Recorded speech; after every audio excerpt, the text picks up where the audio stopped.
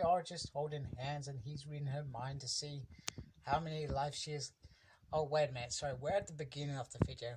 Hello and welcome to a Smurp video, and today we are looking at Moira Mactarget. Yes, that's right, she's out of her cage, but she's not really. I got too excited because I brought two of these, and yeah. So let's move it along. And I'm sorry, I'm going free hands at the moment. Yeah, so wobbly hands are back, and on the top we've got a lovely X. We've got Moira in her lovely lab coat, which is a classic look. And then on the side we have this lovely House of X look. And then we have this cool artwork, which is the many lives of Moira Mactarget. And this is when she dies, which is a new thing introduced in House of X 1? No. House of X 2. I think. Anyway. So let's get her out of her cage and have a look at her. So Moira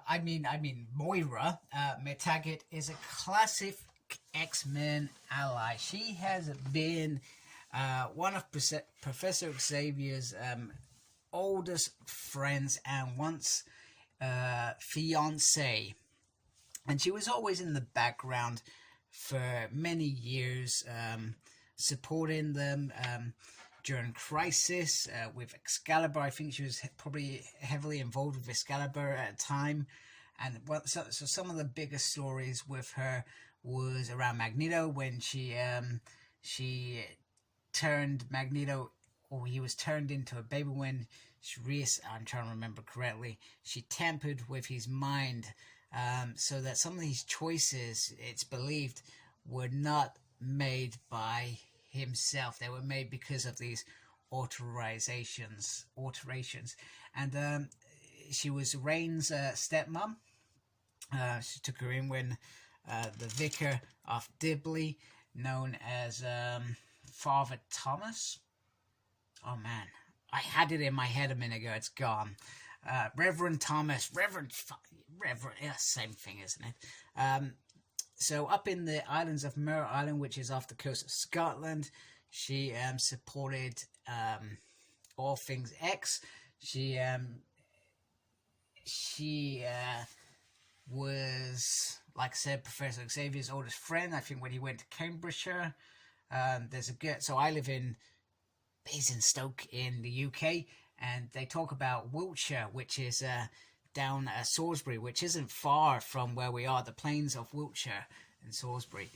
So I love things like that because, well, I'm English, so it's quite cool. So Moira Mactarget ends up dying due to Mystique, and we don't hear from her. So that was, what, just before the 2000s, not Dream's End, before Dream's End, but it's around the same sort of time when Colossus dies. So two big losses all of a sudden.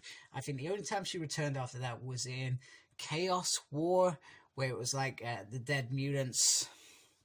So you had like Johnny in there, etc.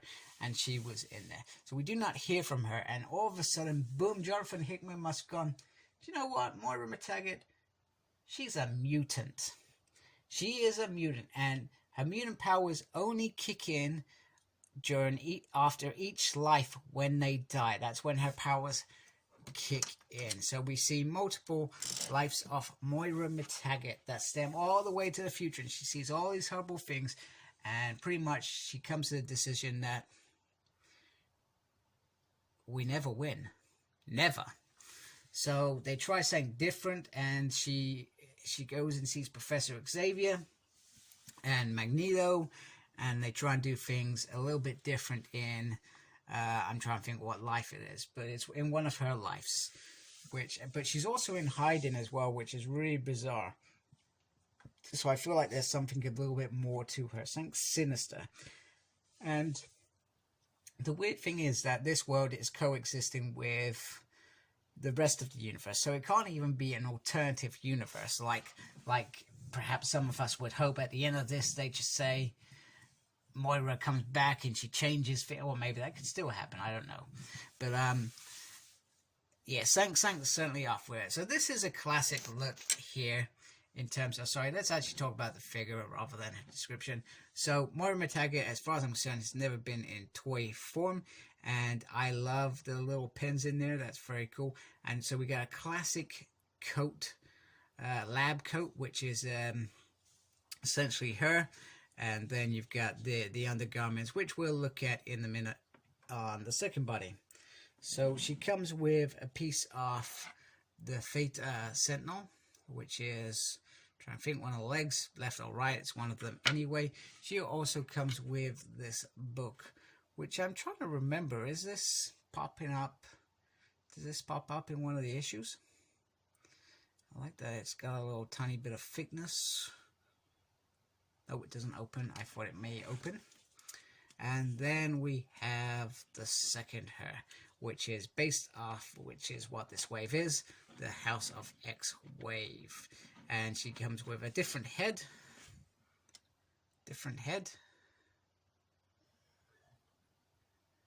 Which is, once again, very, very nice. I'm trying to think. Very nice.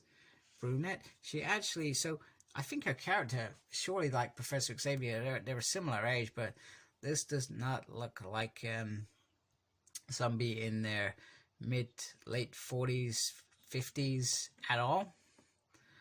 And then she has this nice kind of garment, pink garment. And then the skirt, I always call it the Buffy skirt. It always reminds me of when Buffy ripped her skirt. Not sure what relevance that has to this. And then she has the same boots as the other mold. So she comes with 2 extra arms, which I kind of didn't show you. She comes extra with this, which is part of the look.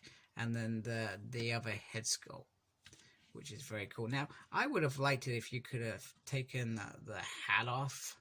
Like I said, it's pretty very, very pedantic of me, to be honest with you. But I feel like that would have been quite cool. And there they are together. So she also comes with another set of hands, so an open hand to hold a book. And then she comes with some fists. Not sure why she would need some fists. I feel like there should have been some test tubes in this package, but I cannot complain because they've given us quite a lot for our buck. So it's like the Omega Sentinel. There are 2 errors off that figure, and they've done the same with here. They've picked a classic Moira, which is perfect, and they picked the House of X. House of X Moira, which is for the now. So for us that have never ever had a Moira figure, always dreamed we would have a Moira figure, we finally have a Moira figure. We can all go rest easy tonight with this. And I've got to say that I truly do dig it. I do dig it completely. I think it's really, really cool. And it's really cool that Hasbro have given us this. Now, don't get me wrong, my wallet's not saying it's cool because I had to go buy two of these, but it was always going to happen. It's one of those figures where I thought, I have to buy 2. Do you know what I mean? Let me know if you brought 2. Let me know if you brought 1. Let me know if you don't care about Moira. Let me know what you think of this new character development as well. It's not really gone anywhere since that original kind of launch. It's kind of sat in the background, which I do find a little bit disappointing. I feel like they could have started exploring it a little bit, but I don't seem to want to. Maybe they think that actually we've explored. We've shown you the mini lives of Moira Mactarget. That's it. I'm still not sure if I like this development either.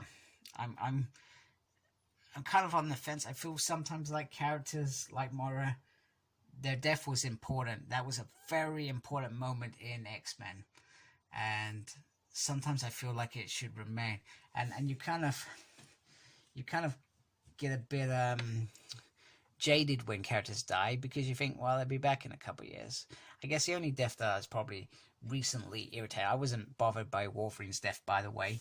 I was annoyed that they brought in Old Man Logan because, well, Wolverine was in too much. You've cut him out. Let us miss that character and bring it back. Instead, they just replaced it with Old Man Logan. It was like he was always there, just in an alternative Logan's head, because he was literally the same character, just a bit more damaged. Cyclops, I was a bit peeved about that. So that death, I have peeved about it, but I was really excited about his return because he wasn't okay. You had young Cyclops, but it's not the same because young Cyclops was nothing like old Cyclops. So I missed the character. It made sense, and even with Professor Xavier, you know, died at Scott's hand. I'm still not even sure how he's back. Something to do with Phantom X. I've read it. I still don't understand how he was in there, and somehow he's back. It's like Phantom X is a big poo, and there's Charles Xavier out of it.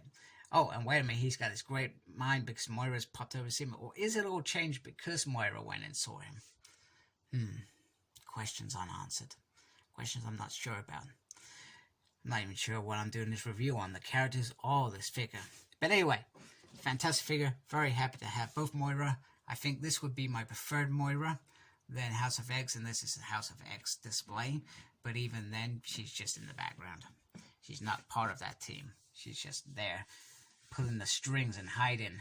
Why is she hiding? There's a reason why she's hiding. We're going to find out at some point. So anyway, please, if you like my channel, subscribe to it. And I would really appreciate it a great deal, as I want to grow my channel. And I appreciate everybody's support with that. And embrace the geekiness. Take care. Goodbye. Please like, comment, and subscribe to my channel. Follow me on Instagram, Cyclops Smurd. I'm on Twitter at SmurdP. No idea what I'm doing there. I'm also got a page on Facebook, SmurdP. And embrace the geekiness. Thank you for watching. Take care. Goodbye.